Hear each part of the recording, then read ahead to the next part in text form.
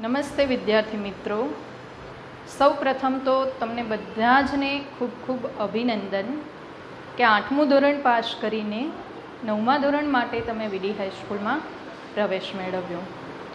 હવે અસામાન્ય પરિસ્થિતિમાં આપણે રૂબરૂ તો અંગ્રેજી વિષય નહીં ભણી શકીએ, પરંતુ આ વિડીયોના માધ્યમથી અંગ્રેજી વિષય ભણવાનો પ્રયત્ન કરીશું. તમે લોકો 5મા ધોરણથી અંગ્રેજી ભણો છો, એટલે કે અંગ્રેજી વિષયનું જ્ઞાન તમને બધાને છે. 9મા ધોરણમાં જે પ્રકારની આપણી અંગ્રેજી વિષયની પરીક્ષા પદ્ધતિ છે એના આધારે આપણે ભણીશું, એટલે કે પ્રશ્નોની તૈયારી કરીશું. કયા કયા પ્રકારના પ્રશ્નો પૂછાય છે, ગ્રામરના પ્રશ્નો, ટેક્સ્ટબુક આધારિત જે પ્રશ્નો છે એ બધી જ તૈયારી આપણે કરીશું. તો આ માટે મિત્રો તમારે બધાએ અંગ્રેજી વિષય માટે સ્વાધ્યાય પોથી બનાવવાની રહેશે. કે સ્વાધ્યાય પોથી ખરીદીએ અને અહીંયા જે કાંઈ હું અંગ્રેજી વિષયના પ્રશ્નો લખાવું, એક્સરસાઇઝ લખાવું, એ તમારે સાથે સાથે ઘરે એમાં સ્વાધ્યાય પોથીમાં લખવાની રહેશે. અને જે કાંઈ પ્રશ્નો હોમવર્કમાં આપીએ કે અમુક પ્રશ્નો અહીંથી છૂટતા જાય, એટલે કે તમારા માટે હોમવર્ક માટે રાખીએ એ પ્રશ્નો તમારે લખી અને હોમવર્ક કરીને બતાવવાનું રહેશે. તો સૌથી પહેલાં અંગ્રેજી વિષયમાં ટેક્સ્ટબુક બેઝ આપણે લેસન ભણીશું. તો ટેક્સ્ટબુક આધારિત જે પ્રશ્નો છે એ કઈ રીતના પૂછાય છે, તો તમને 2-3 લાઈનનો એક પેસેજ આપેલો હશે, પેરેગ્રાફ આપેલો હશે, અને એના આધારે એ પેરેગ્રાફમાંથી 2-3 પ્રશ્નો તમને પૂછવાના હશે. તો એ જે પ્રશ્નો છે એ 2-3 લાઈનનો જે આ પેરેગ્રાફ છે એમાંથી કોઈ પણ પ્રકારે પ્રશ્નો પૂછી શકે. જે પ્રશ્ન પૂછ્યો છે એનો જવાબ આપણે લખવાનો રહેશે. નહીં કે આપણે ધારો કે પેલો ટેક્સ્ટ સમજાવીએ અને એનો જે પ્રશ્ન છે એ જ પ્રશ્ન પૂછાય એવું જરૂરી છે નહીં. અલગ અલગ રીતના જેટલા આવડે એટલા કે જેટલા બને એટલા પ્રશ્નો આ 2-3 લાઈનના ટેક્સ્ટમાંથી તમને બનાવી શકાય. તો અહીંયા આપણે અંગ્રેજી વિષયમાં સૌથી પહેલાં વાત કરીએ કે યુનિટ ફર્સ્ટ, પહેલું યુનિટ છે યુનિટ ફર્સ્ટ, ચિત્તાસ ટીયર્સ. ચિત્તાસ ટીયર્સ, ચિત્તા એટલે કે ચિત્તો, ચિત્તાસ એટલે કે ચિત્તાના, ટીયર્સ એટલે કે આંસુ, ચિત્તાના આંસુ. હવે તમને પ્રશ્ન થશે કે શું ચિત્તાને પણ આંસુ આવતા હશે? તો હા, જે રીતના માણસને લાગણીઓ છે એ જ રીતના પશુ પક્ષી પ્રાણીઓ એનામાં પણ લાગણી હોય છે. પશુ પક્ષી પણ પોતાના બાળકો માટે લાગણી એટલી જ રાખે છે જેટલી એક માણસ પોતાના બાળક પ્રત્યે રાખે છે. તો આ જ પ્રકારની કંઈક સ્ટોરીવાળો આપણે પ્રથમ યુનિટ ચિત્તાસ ટીયર્સ પાઠ ભણવાનો છે. તો જોઈએ આપણે story. Long long ago A Zulu hunter was sitting under A tree. Long long ago એટલે કે ઘણા વર્ષો પહેલાં. એ ઝુલુ હન્ટર, ઝુલુ, તો ઝુલુ એક ટ્રાઇબ છે, જાતિ છે, અને હન્ટર એટલે શિકારી. મિત્રો, જે કાંઈ નવા શબ્દો હશે એ હું તમને બોલીને અથવા તો લખીને કહેતી રહીશ, કે જેથી એની પણ તમે નોંધ કરો. જે શબ્દો ન આવડતા હોય એ શબ્દો તમે જાણો, સમજો, કે જેથી કરીને જે પેરેગ્રાફ છે આપણે સારી રીતના સમજી શકીએ અને એના આધારે પ્રશ્નના જવાબ લખવામાં આપણને સરળતા રહે, જેથી ગોખવાના રહે નહીં. પ્રશ્નો સમજીને જે પ્રકારે પ્રશ્ન પૂછ્યો છે એના જવાબ આપણે લખી શકીએ.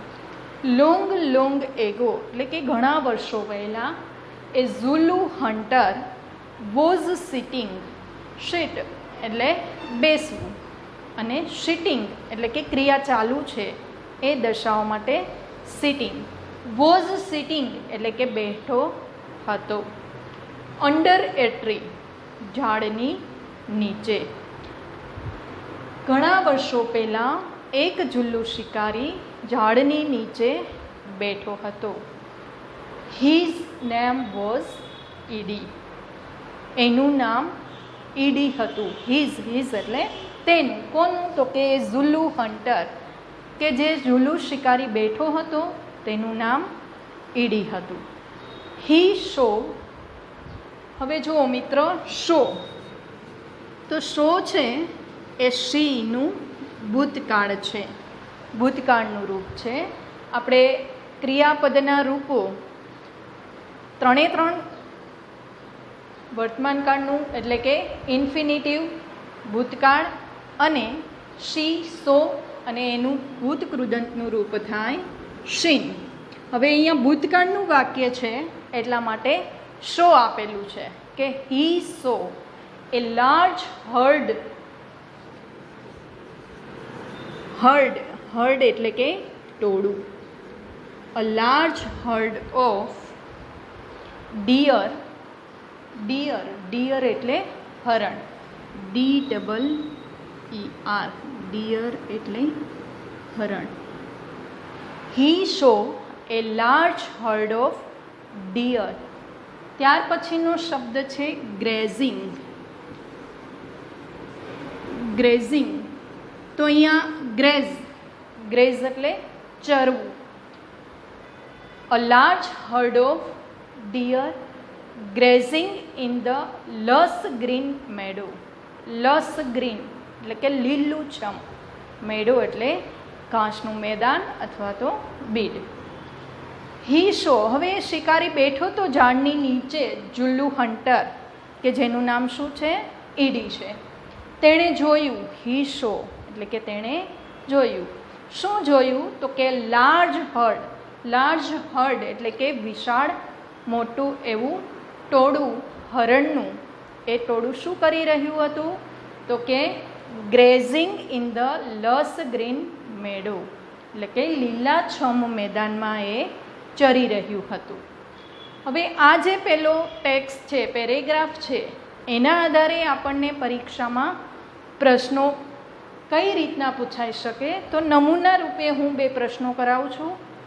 2 નહીં, પરંતુ એના આધારે ઘણા પ્રશ્નો, જેટલા બને એટલા પ્રશ્નો બની શકે. પણ અહીંયા આપણે ઉદાહરણ તરીકે 2 પ્રશ્ન જોઈએ. કે પહેલો પ્રશ્ન છે એવો બની શકે, હુ વોઝ ઈડી. હવે તમને લોકોને WH વર્ડ એટલે કે હુ છે, વિચ છે, વેન છે, વાય, આ બધા જ WH ક્વેશ્ચન છે, એના આન્સર કઈ રીતના લખવા એની તમને ખબર હશે. ધારો કે કદાચ સહાયકારક ક્રિયાપદ એમ, ઇઝ, આર, વોઝ વર્ડથી પ્રશ્ન પૂછ્યો હોય તો હકાર અથવા નકારમાં જવાબ આવી શકે. પરંતુ WH વર્ડથી જ્યારે પ્રશ્નો પૂછેલા હોય ત્યારે તમારે એમાં વિગત જ લખવાની છે. હવે જુઓ, હુ છે તો હુ એટલે કોણ. Who was ED. ઈડી કોણ હતો? વોઝ એટલે ભૂતકાળ સૂચવે છે. તો આપણે જે ટેક્સ્ટ ભણ્યા, પેલો પેરેગ્રાફ ભણ્યા, એના આધારે આપણે શીખ્યા કે ઈડી વોઝ અ ઝુલ્લુ હન્ટર. તો આપણે જવાબ લખવાની શરૂઆત કરીએ. હુ જે WH વર્ડ છે એ આપણે જવાબ લખતી વખતે એને ધ્યાનમાં લેશું નહીં, અને ત્યાર પછી શરૂ થતા વોઝ ઈડી, પરંતુ કર્તાને આપણે આગળ રાખીએ. એટલે ED was A ઝુલ્લુ hunter.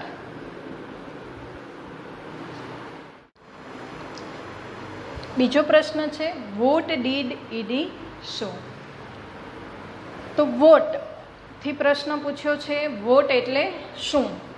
Did she, શી એટલે જોવું, અને ડીડ શી એટલે જોયું.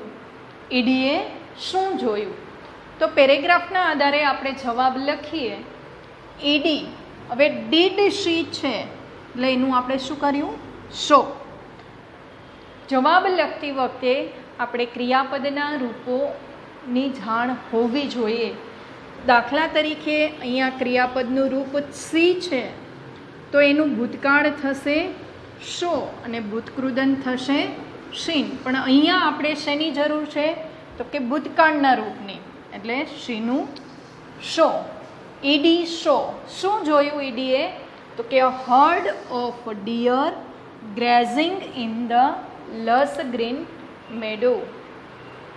હરણના ટોળાને ઘાસના લીલાછમ મેદાનમાં ચરતું જોયું. ત્યાર પછીનો આપણે ટેક્સ્ટ ભણીએ. પેરેગ્રાફ.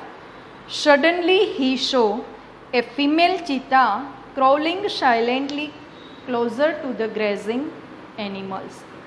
સડનલી એટલે એકાએક. હવે ઈડી છે આ દ્રશ્ય દૂરથી જુએ છે કે હરણનું ટોળું ચરી રહ્યું છે અને ત્યાં એકાએક હી શો એ ફિમેલ ચીતા, કે ત્યાં એકાએક એક ફિમેલ ચીતા, માદા ચીતા છે એ આવે છે અને શું કરે છે? તો કે ક્રોલિંગ સાયલેન્ટલી. હવે ક્રોલિંગ એટલે કે સરકવું, સાયલેન્ટલી.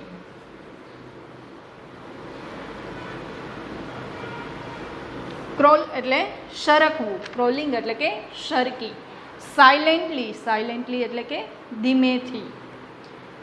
ક્યાં સરકી? તો કે to the grazing animals.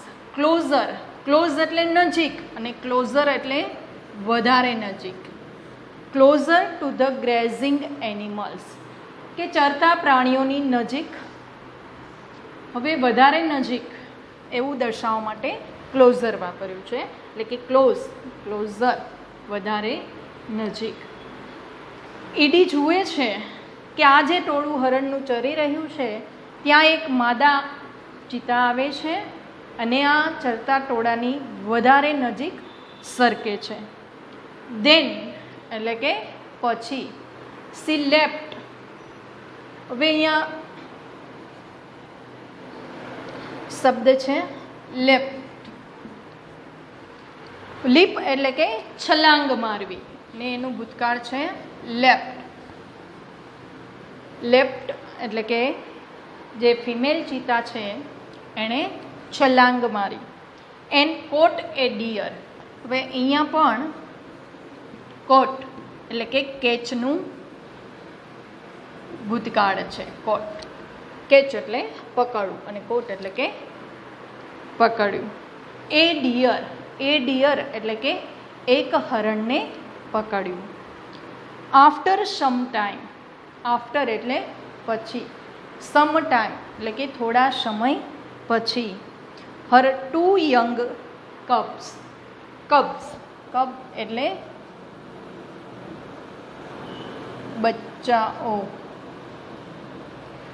After some time એટલે કે થોડા સમય પછી. હર 2 યંગ કબ્સ કેમ આઉટ. કબ એટલે કે પ્રાણીનું બચ્ચું હોય એને કબ કહે. કબ્સ એટલે કે બચ્ચાઓ. અહીંયા 2 બચ્ચાઓ છે એટલે cubs. Har 2 young cubs came out of the bush. Came out, જો કમ છે એનું ભૂતકાળ કેમ. Came out of the bush એટલે કે જાળી. જાડી ઝાંખરા હોય ને એમ જાળી માંથી. કેમ આઉટ એટલે કે બહાર આવ્યા. આખું વાક્ય છે કે ઈડી આ દ્રશ્ય જુએ છે. ફિમેલ ચીતા એ આ જે હરણનું ટોળું ચરી રહ્યું છે એની વધુ નજીક સરકે છે અને પછી શું કરે છે? તો કે લેફ્ટ એટલે કે છલાંગ મારી. કોટ અ ડિયર એક હરણને પકડી લે છે.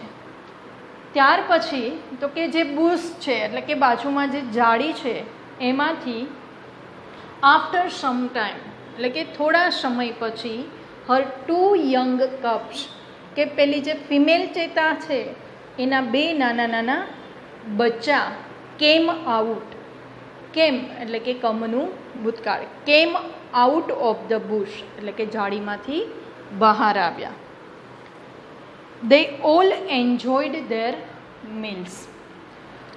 હવે દે ઓલ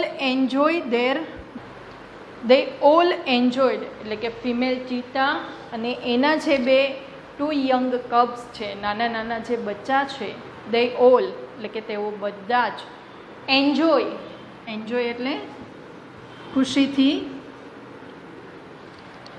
અને એન્જોયડ એટલે કે ભૂતકાળ, એન્જોયનું ભૂતકાળ. દે ઓલ એન્જોયડ ધેર મિલ્સ એટલે કે ભોજન, ખાણું જે કાંઈ છે એનું એ એન્જોય એટલે માણતા હતા. છે એના આધારે જે પ્રશ્નો છે એ કઈ રીતના પૂછાઈ શકે, તો એના આપણે ઉદાહરણો જોઈએ.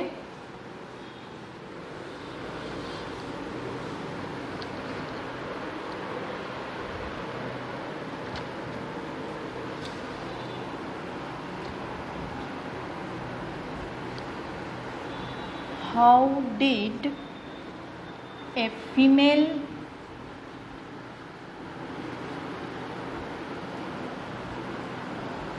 cheetah catch a deer? Answer આપણે જોઈએ.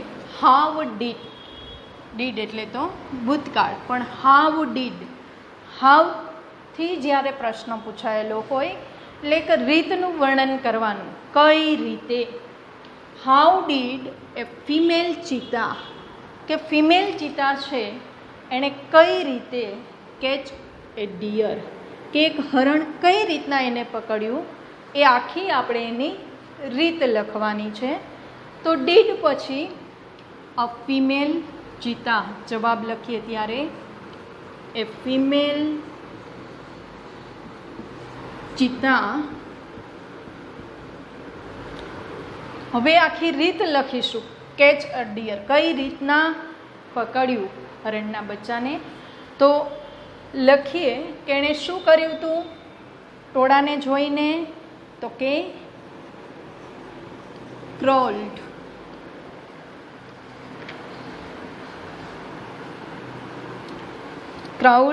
Silently closer to the grazing animals and then શું કર્યું તેણે, તો કે she left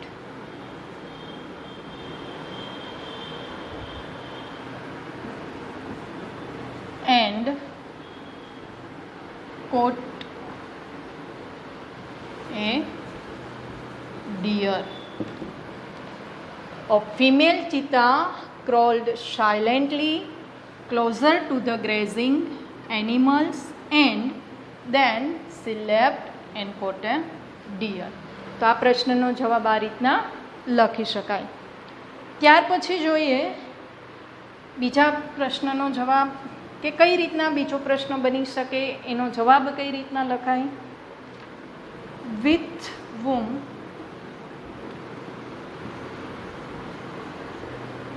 did the cheetah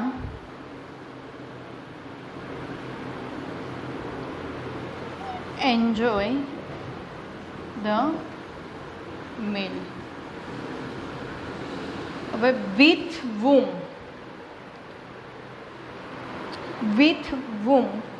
એટલે કોની, અને with એટલે સાથે, કોની સાથે. did એટલે કે ભૂતકાળ સૂચવે છે. the cheetah enjoy the meal કે ચિત્તા છે જે ફિમેલ ચિત્તા એ કોની સાથે પોતાના ખોરાક જે ભોજન છે એની મજા માણી રહી હતી. તો આપણે જોયું પેરેગ્રાફમાં ફિમેલ ચિત્તા તેના 2 નાના નાના બચ્ચા છે એની સાથે ભોજનની મજા માણી રહી હતી. તો આ પ્રશ્નનો જવાબ અહીંયા લખીએ, તમારે લખાઈ ગયું હશે. With whom did the female cheetah means કે ચિતા. હવે જવાબ લખીએ તો ધ ચિતા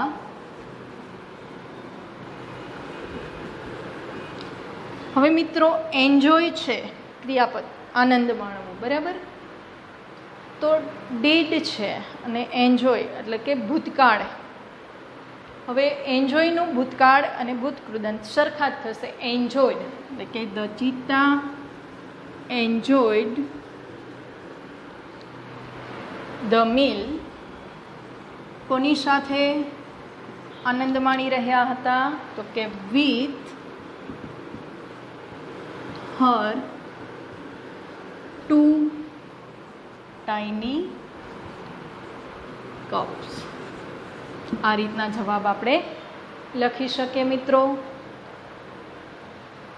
તો આપણે જોયું કે અત્યારે 2 પેરેગ્રાફના આધારે કઈ રીતના આપણે પ્રશ્નોના જવાબ લખી શકીએ, પ્રશ્નને સમજી અને એના જવાબ આપણે વ્યવસ્થિત રીતના લખી શકીએ. પહેલો જે સ્વાધ્યાય પોથીમાં તમને પહેલો જે ટેક્સ્ટ આના પહેલાંના જે મેં 2 પ્રશ્નો લખાવ્યા છે એમાં એક એની સાથે ત્રીજો પ્રશ્ન પણ છે જેનો જવાબ તમે હોમવર્કમાં લખજો.